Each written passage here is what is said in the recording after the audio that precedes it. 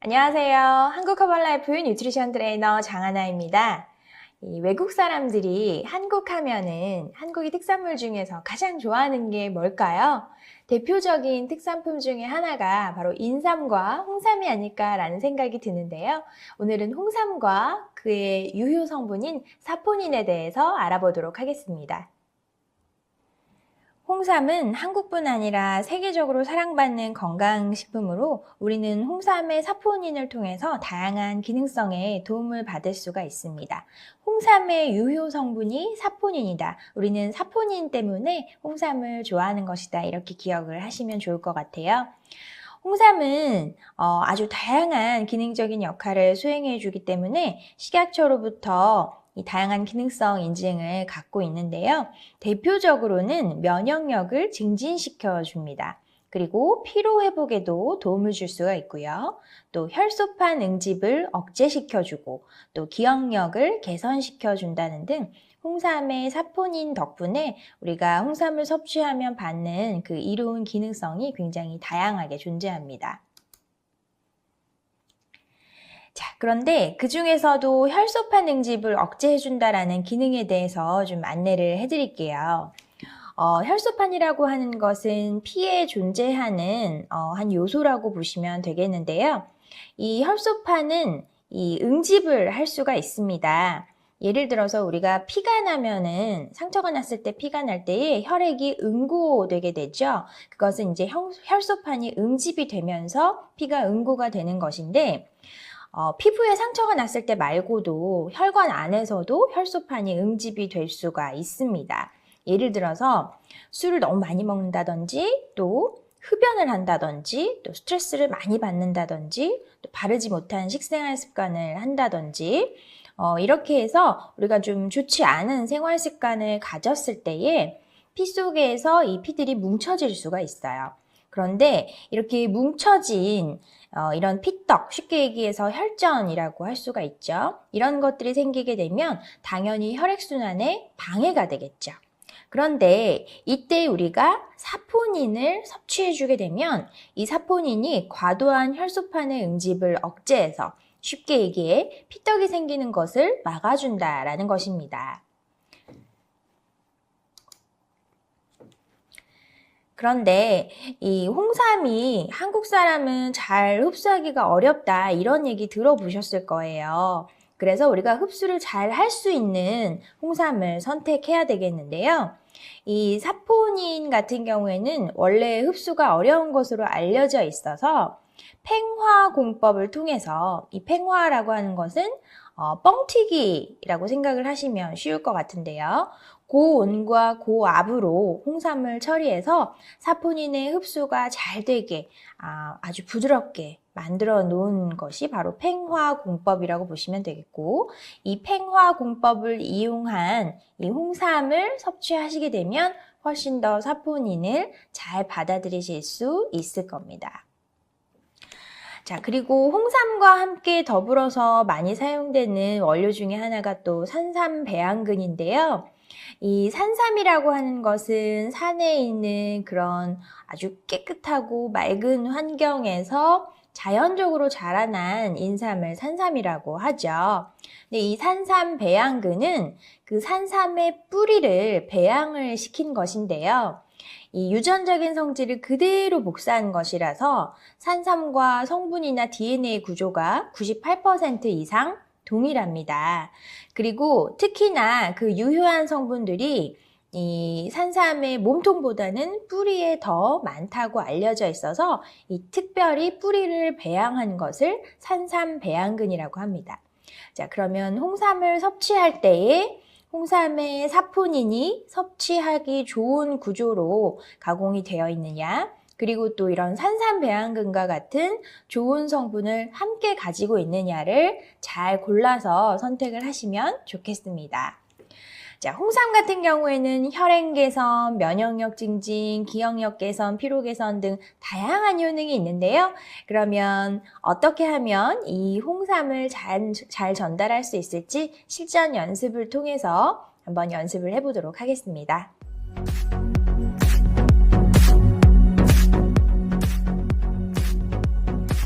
네, 지금 이 시간에는 홍삼의 사포닌에 대해서 또 알아봤고요. 그리고 산삼 배양근에 대해서 정보를 전달해드렸습니다. 홍삼은 한국 사람들이 가장 좋아하는 또 세계인들에게서도 가장 유명한 한국의 특산품 중 하나인데요. 우리가 홍삼을 먹는 이유는 뭐 때문이다? 사포닌 때문이었어요. 그런데 이 사포닌은 흡수가 조금 어렵기 때문에 어떤 공법을 이용을 해서 우리가 몸에서 받아들여지기 쉽게 가공을 한 것이냐 아니냐에 따라서 여러분들이 잘 선택을 해서 섭취를 하시면 좋을 것 같습니다. 앞으로 건강 키워드 중에서 굉장히 많이 대두될 것이 앞으로 몇 년 동안 면역이라는 키워드가 될 것이에요. 그런데 이 홍삼을 꾸준히 섭취하시게 되면 면역력을 증강시켜 드리기 때문에 추천을 해드리고요. 그리고 또 평상시에 원활한 혈액순환과 또 기억력 개선에도 도움이 되니까 이런 요건들을 필요로 하시는 분들이 많이 홍삼을 이용하시면 좋을 것 같습니다. 향기만 맡아도 막 면역력이 세지고 건강해지는 느낌이에요.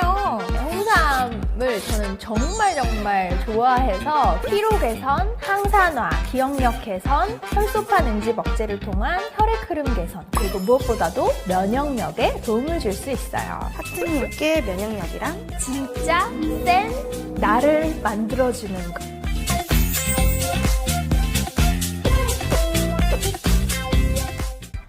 홍삼이 왔어요. 홍삼이 왔어요. 면역력을 좋게 해주는 홍삼이 왔어요. 짜잔! 네, 6년근 홍삼으로 준비했습니다. 여러분들 건강해주세요. 면역력 좋아지세요. 안녕하세요. 하트의 건강을 부탁해 하트입니다. 반갑습니다. 하트님 오늘 홍삼을 또 준비해 오셨다고 했는데 왜 준비하신 거예요? 짜잔! 여러분들에게 홍삼에 대한 상식을 오늘 좀 알려드리기 위해서 준비를 했는데요. 제가 OX 퀴즈를 한번 내볼게요. 우리 PD님 한번 맞춰보시겠어요? 네. 한번 내주시겠어요? 햇볕을 받으면 면역력이 좋아질 수 있다. 오? 네, 정답 맞습니다. O입니다. 우리 PD님 상식 좀 아는 분이신데요? 좀 이 정도는 햇볕을 받으면 피부에서 비타민 D를 합성하는데요. 비타민 D도 우리 몸의 면역력을 증강시켜주는 것으로 알려져 있죠. 두 번째 OX 퀴즈 한번 드려보도록 할게요. 홍삼이 식약처에서 인정받은 기능성이 무려 5가지나 된다. 맞을까요? 아닐까요? 맞을 것 같은데요? 정답 맞습니다. 기능성을 하나만 갖기도 어려운데요. 홍삼은 무려 5가지나 기능성을 갖고 있답니다. 홍삼은 식약처로부터 다양한 기능성을 인정받았는데요. 피로 개선, 항산화, 기억력 개선, 혈소판 응집 억제를 통한 혈액 흐름 개선, 그리고 무엇보다도 면역력에 도움을 줄 수 있어요. 홍삼에 되게 기능이 많네요. 그럼 혹시 홍삼은 어떻게 만들어지는 거예요? 밭에서 바로 수확한 것을 수삼이라고 해요. 그 수삼을 찌고 말리고 이 과정을 반복하면 붉게 변하는데요. 그게 바로 홍삼이에요. 홍삼에 대해서 조금 더 자세히 알려주실 수 있으실까요? 진세노사이드라고 많이 들어보셨을 텐데요. 인삼에는 사포닌이라고 하는 좋은 성분이 있는데요. 진세노사이드도 사포닌의 일종이라고 생각하시면 됩니다. 그런데 홍삼으로 만들기 전에는 RG1하고 RB1밖에 없는데요. 홍삼으로 만들고 나서 RG3까지 생기니까 정말 신기하죠. RG3까지 생기면 뭐가 더 좋아지는 건가요? RG1은요, 항산화에도 좋고요, 그리고 학습 능력을 개선시키는 데도 좋고요, 또 스트레스를 막아주는 데도 도움이 되고요. RB1 같은 경우에는 간에도 도움을 주고요. RG3 같은 경우에는 혈액 흐름을 원활하게 하는 데 도움을 줄 수 있기 때문에 홍삼의 기능성 5가지를 모두 다 얻어보실 수 있는 거예요.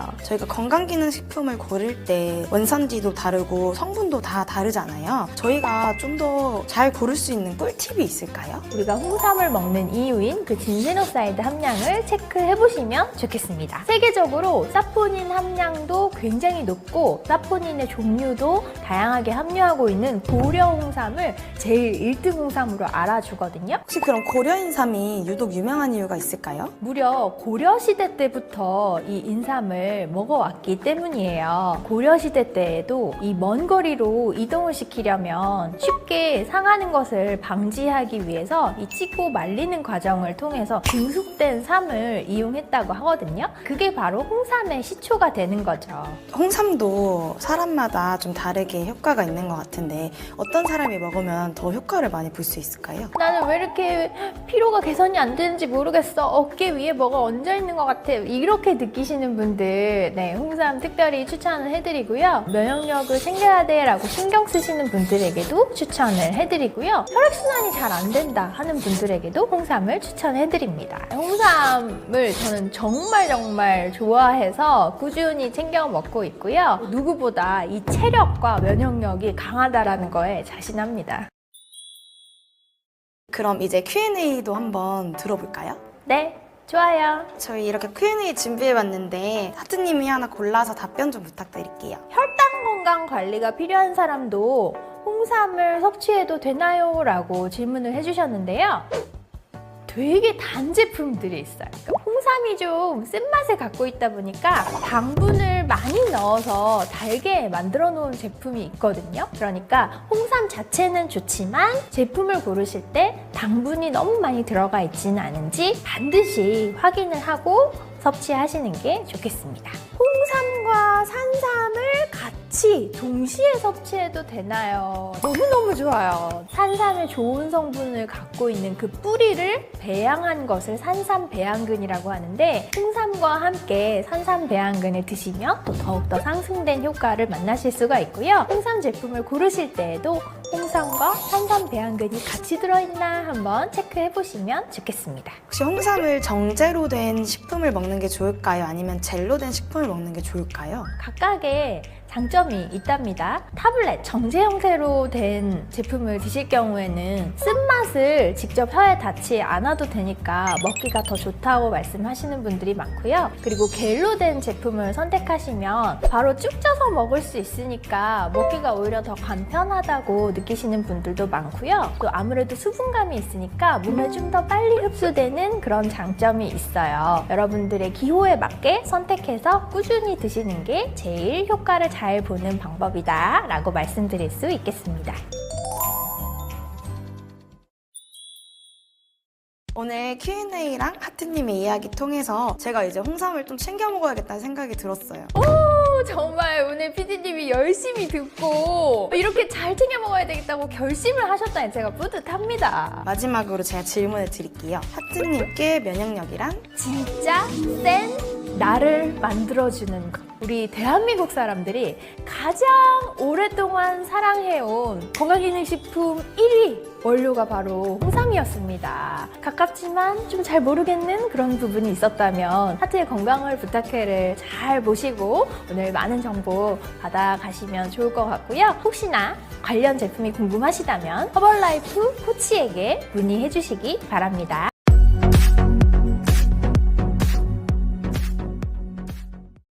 안녕하세요. 허벌라이프 뉴트리션 트레이너 장하나입니다.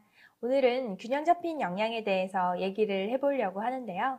잘 먹고 잘 사는 것, 현대인들이 가장 관심 많은 부분 중에 하나이죠. 그런데 어떻게 먹는 것이 잘 먹는 것일까요? 많이 먹는 것? 맛있게 먹는 것? 네, 그렇지 않습니다. 균형 잡힌 영양을 얼마나 골고루 섭취하느냐가 정말 잘 먹는 것인데요. 자, 그러면 지금부터 균형 잡힌 영양에 대해 얘기해 보겠습니다. 요즘 100세 시대라는 말을 참 많이 하죠. 누구나 100세 시대를 살 수 있는 시대가 정말로 도래했습니다. 그런데 골골하게 100세까지 사는 것은 다 원하지 않으실 거예요. 그러면 100세까지 건강을 누리기 위한 건강한 식사의 조건에 대해서 얘기를 한번 나눠볼게요. 첫 번째로 단백질이 풍부한 식사를 하셔야 됩니다. 그리고 두 번째로 그 밖의 영양소, 비타민과 무기질, 허브 등의 성분들을 풍부하게 섭취하셔야 되고요. 세 번째, 칼로리는 적절히 섭취를 하셔야 됩니다. 자, 이렇게 드시는 것이 바로 균형 잡힌 뉴트리션이라고 할 수 있는데요. 건강한 뉴트리션의 조건은 4대 3대 3의 비율을 가지고 있습니다. 4는 뭐냐? 건강한 탄수화물이 전체 식사의 한 40% 정도, 그리고 여기에는 식이섬유가 25g 정도가 꼭 포함이 되어야 됩니다. 그리고 두 번째, 3은 건강한 단백질 30%를 의미합니다. 그리고 세 번째, 마지막으로 3은 건강한 지방 30%를 의미하는데요. 그래서 탄수화물, 단백질, 건강한 지방의 비율이 4대 3대 3이 되도록 섭취를 하는 것이 건강한 뉴트리션입니다. 건강한 뉴트리션에는 특징이 있어요. 탄수화물이라도 그냥 탄수화물이 아니라 복합 탄수화물을 드셔야 되는데요. 복합 탄수화물의 특징은 식이섬유가 풍부하다라는 거, 그리고 비타민과 무기질을 함께 가지고 있어야지 우리가 복합 탄수화물, 건강한 탄수화물이라고 얘기를 할 수 있습니다. 자, 그리고 단백질도 건강한 단백질은 조건이 있습니다. 일단은 포화지방이 적어야 되고요. 그리고 비타민과 무기질을 같이 함유하고 있을수록 건강한 단백질이라고 얘기를 할 수 있습니다. 세 번째로 지방도 필수 지방을 챙겨 드셔야 되는데요. 이 필수 지방산은 오메가3, 오메가6 지방산과 같은 종류가 있습니다. 자, 우리가 탄수화물이나 단백질, 지방을 먹게 되면 소화기관을 거쳐서 작은 단위의 영양소로 소화가 됩니다. 탄수화물이 소화가 됐을 때는 포도당이라는 영양소가 되고요. 단백질이 소화가 됐을 때는 아미노산, 그리고 지방이 소화됐을 때는 지방산, 글리세롤로 소화가 됩니다. 자, 그러면 여러분들은 이제 연결시켜서 기억을 하실 수가 있으셔야 돼요. 탄수화물의 가장 작은 단위는 뭐다? 포도당이다. 그리고 단백질의 가장 작은 단위는 아미노산이고 지방은 쉽죠? 지방산과 글리세롤이다. 이렇게 기억을 해주시기 바랍니다. 자, 그런데 안타깝게도 한국인은 이 4대 3대 3의 비율을 지키지 못하고 불균형한 영양소를 섭취하고 있는데요. 보건복지부의 2015년 국민건강조사 통계 결과를 보면 국민들이 식사를 할 때 가장 많이 섭취하는 영양소가 탄수화물로 64% 정도가 되고요. 그다음에 제일 못 먹는 영양소가 단백질로 15% 정도가 됩니다. 그리고 마지막으로 지방이 한 22% 정도가 되는데요. 딱 봐도 탄수화물에 너무 치우쳐 있다는 것을 알 수가 있죠. 그래서 탄수화물의 섭취는 좀 줄이시고 단백질의 섭취를 늘려주시는 것이 건강하고 균형 잡힌 뉴트리션을 섭취하는 첫 번째 방법이 되겠습니다. 자, 우리가 섭취하는 많은 식품들을 분류를 해서 영양소별로 얘기를 하기도 하는데요. 예를 들어서 밥은 우리가 탄수화물 식품이라고 얘기를 하죠. 사실 밥에는 탄수화물만 있는 것은 아닙니다. 아주 소량이긴 하지만 단백질도 있고요. 또 비타민, 무기질도 있습니다. 그렇지만 대부분을 탄수화물을 포함하고 있기 때문에 우리가 탄수화물 식품이라고 하는데요. 자, 밥, 빵, 현미밥 이런 것들은 다 탄수화물 식품이죠. 자, 그런데 탄수화물이라도 건강한 탄수화물을 드셔야 된다고 말씀을 드렸어요. 쌀밥과 현미밥을 비교했을 때 어느 쪽이 식이섬유와 비타민, 무기질이 풍부하겠어요? 당연히 현미밥이겠죠. 그래서 우리는 쌀밥보다 대신해서 현미밥이나 잡곡밥을 먹어야지 더 건강한 식사를 했다라고 말을 하는 겁니다. 자, 그리고 채소와 과일은 비타민, 무기질 식품이 되겠고요. 삼겹살은 어떨까요? 단백질 식품으로 알고 계신가요? 그런데 단백질만큼이나 지방도 많이 갖고 있기 때문에 지방과 단백질 식품이라고 얘기를 할 수가 있습니다. 그리고 지방과 무기질을 동시에 갖고 있는 식품이 있는데요. 바로 견과류죠. 그런데 이 견과류에 들어있는 지방은 건강한 지방, 오메가3 지방산이 많기 때문에 삼겹살에 있는 지방과는 좀 비교가 되게 건강한 지방이라고 할 수가 있겠습니다. 자, 아이스크림 같은 경우에는 어떤 식품으로 분류를 할 수 있을까요? 탄수화물과 지방이 많이 들어있는 음식이고요. 또 시판되는 샐러드 드레싱은 어떨까요? 지방과 탄수화물이 대부분입니다. 특히 지방이 많죠. 자, 이렇게 분류를 해볼 수가 있겠습니다. 자, 가끔 이런 분들이 있어요. 나는 기름진 거 좋아하지 않고 튀긴 것도 좋아하지 않고 왜 살이 찌는지 모르겠어요. 네, 저는 알겠습니다. 자, 그런 분들의 식습관을 살펴봤을 때 탄수화물 식품을 과잉되게 섭취하고 있는 경우가 굉장히 많아요. 그래서 밥이라던가 빵이라던가 떡, 면 종류를 좋아하신다던가 아니면 감자, 옥수수 이런 것들을 늘 즐겨 드시고 좋아하시는 분들 탄수화물을 과잉되게 섭취해도 몸에 저장이 될 때는 지방으로 저장이 됩니다. 그래서 비만을 유발할 수